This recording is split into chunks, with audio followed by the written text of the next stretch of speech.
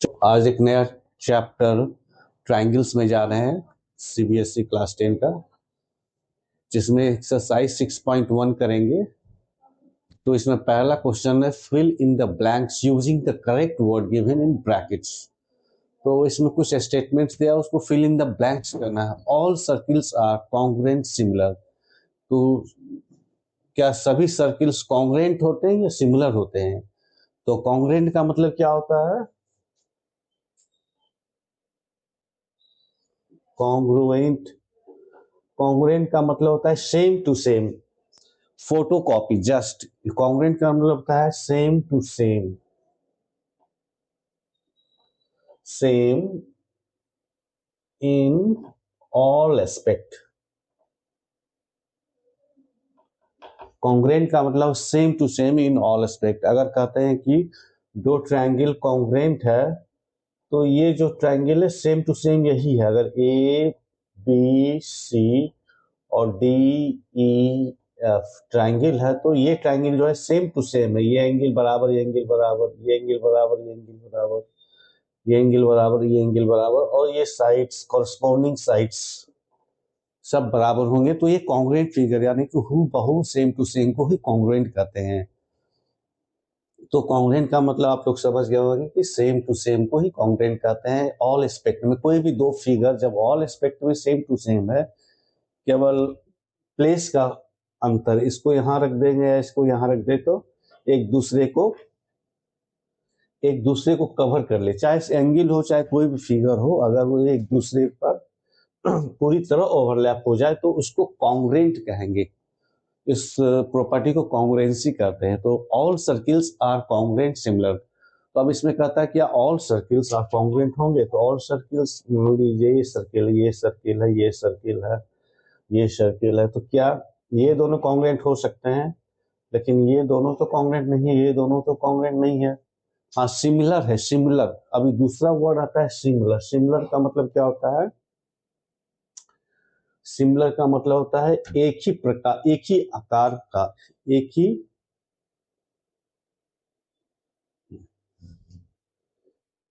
ही प्रकार का। जैसे कि अगर ये ट्रायंगल है, तो इसी तरह का, इसी प्रोपोर्शनल में दूसरा ट्रायंगल है, तो ये सिमिलर कहलाता है। सिमिलर का फिगर का मतलब होता है कि साइज अलग अलग हो सकता है, लेकिन उसका उसका प्रकार एक ही तरह का होता है, एक ही तरह लुक होता है उसका, एक ही तरह लुक होता है। जैसे इस पर अगर हम इसको लाइट डालें तो इस दूसरी जगह पर बड़ा हो जाएगा। तो क्या होता है, इस पर अगर लाइट डालें यहां से, तो ये कॉन्ग्रुएंट नहीं है, क्योंकि एंगल एक है लेकिन इसका साइज अलग अलग है। तो ये एक ही प्रकार का है, तो इसको कहते हैं सिमिलर, मिलता जुलता, समरूप होता है। इसको हिंदी में कहते हैं समरूप, तो सिमिलर। तो यहाँ क्या करेंगे, ऑल सर्किल्स आर सिमिलर होगा। यहाँ पर क्या होगा, आंसर सिमिलर। मतलब इसका, चूंकि ये और ये सर्किल तो एक ही शेप है, साइज अलग अलग है, शेप एक ही है। सिमिलर का मतलब किसी भी दो फिगर का शेप एक ही हो लेकिन साइज अलग अलग हो, तो उसको सिमिलर फिगर कहते हैं। तो सारे के सारे सर्किल तो राउंड ही होते हैं, तो सिमिलर होगा, लेकिन जरूरी नहीं कि कॉन्ग्रुएंट हो जाए, यानी कि समरूप हो जाए, क्योंकि इसका ये और इसका ये रेडियस अलग अलग है। तो रेडियस अलग अलग होने से ये सिमिलर हो, क्योंकि राउंड कलर का, ये राउंड साइज का ये भी है और ये भी राउंड है, तो एक ही उसका रूप है, एक ही उसका आकार है, एक ही आकार है, लेकिन साइज अलग अलग है। इसलिए यहाँ पर ये all all circles are similar होगा लेकिन कॉन्ग्रुएंट नहीं होगा। अब ऑल स्क्वायर्स आर क्या होगा, सिमिलर होगा, कॉन्ग्रुएंट होगा।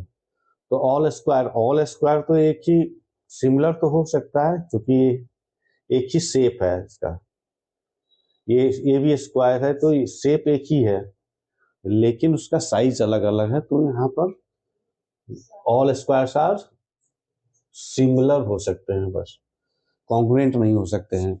All triangles are similar, all dash triangles are similar. तो all dash triangle are similar क्या हो सकते हैं भाई? तो all equilateral triangles are similar हो सकते हैं। इक्विलैटरल ट्रायंगल क्या होता है? जिसका ऑल एंगल्स जो है इक्वल होता है, ये भी इक्वल, ये भी इक्वल इक्वल, तो इसका एक साइज हो गया। इसी साइज का हम बड़ा भी कर सकते हैं, तो इसमें भी हो जाएगा। क्या हो जाएगा? ये ट्रायंगल भी 60 डिग्री है, लेकिन दोनों का साइज अलग अलग है, तो यहाँ पर भी हो जाएगा ऑल इक्विलैटरल ट्रायंगल्स। यहाँ पर इक्विलैटरल ट्रायंगल होगा।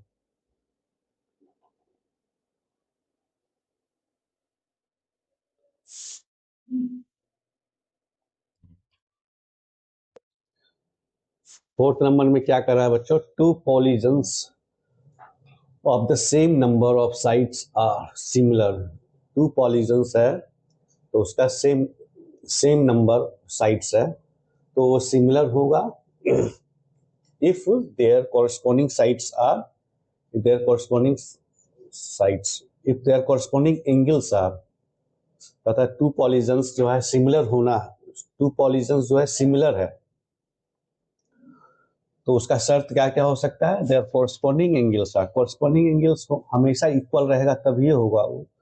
किसी भी फिगर का, चाहे पॉलीजन्स हो चाहे कोई भी फिगर हो, क्वाड्रिलैटरल हो, जब तक एंगल सेम नहीं रहेगा तब तक वो सिमिलर भी नहीं हो सकता। जैसे कि दो वो ट्रायंगल है, ये सिमिलर, अगर ये सिमिलर यानी एक ही शेप का होगा तो उसका एंगल सेम होगा, यानी एक ही साइज का एंगल एक ही इक्वल होना चाहिए। तो ये एंगल इक्वल है। इसी तरह कोई भी पॉलीजन्स है तो उसका एंगल हमेशा सेम, शेप भी सेम होने के लिए एंगल जो है इक्वल होगा। Their corresponding sides are proportional होगा। तो जैसे एंगल सेम हो गया तो उसका, और ये बटा ये बटा ये सब प्रोपोर्शनल हो जाएगा। ये जितने डिग्री से मैग्नीफाई हुआ उतने ही डिग्री से ये भी मैग्नीफाई होगा। जितना इससे इसका बड़ा है उतना ही इससे बड़ा होगा, तो सेम प्रोपोर्शनल में हो जाएगा। तो कोई भी पॉलीजन, तो मान लीजिए 6 साइड्स का पॉलीजन है, एक बड़ा लेते हैं पॉलीजन्स, क्या होगा? सबका एंगल भी, ये एंगल सब बराबर होगा तभी ये सिमिलर होगा। लेकिन ये प्रोपोर्शनल, ये जरूरी नहीं इक्वल, इक्वल होगा तो सिमिलर भी होगा, कॉन्ग्रेंट भी होगा। अगर ये और ये इक्वल हो जाए तो सिमिलर और कॉन्ग्रेंट दोनों हो जाएगा। कॉन्ग्रेंट है तो सिमिलर भी है।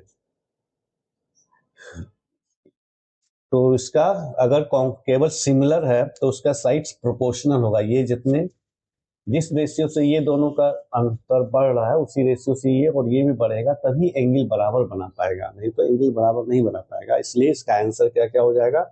एंगल सारे इक्वल होगा इसका, और साइड सारे प्रोपोर्शनल होगा। एंगल इक्वल बनाने के लिए कोई भी स्टेप को साइड्स प्रोपोर्शनल होना होगा।